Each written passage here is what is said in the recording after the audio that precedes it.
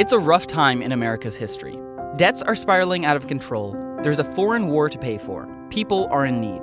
To solve the problem, politicians want to raise taxes on the wealthy, get rid of loopholes and deductions, anything to generate more revenue.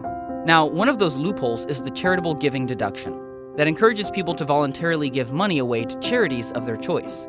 Things that don't necessarily benefit them, but that benefit all of society. As you can imagine, a lot of debates are happening about this deduction. One side says that people will be generous anyway. They don't need the deduction, and government needs the revenue more. The other side says that these charities and causes will see a massive drop in support if the deduction is reduced or limited. Well, they came to an agreement, but there's one more piece of information you should know. This rough time we're talking about, it's not right now.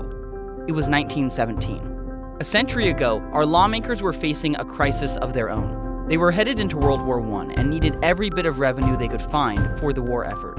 They systematically raised taxes anywhere they could and closed down loopholes left and right. Yet they chose to establish this one, to make it as secure as they possibly could.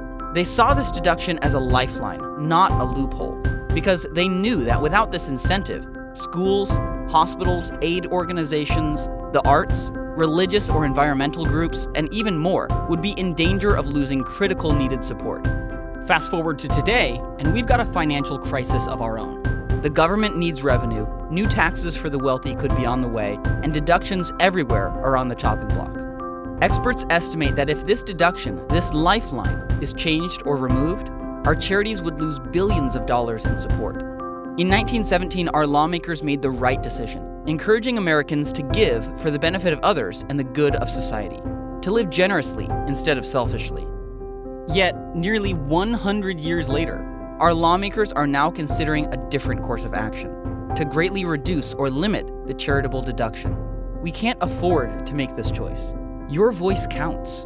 Join the conversation. Visit preservegiving.org.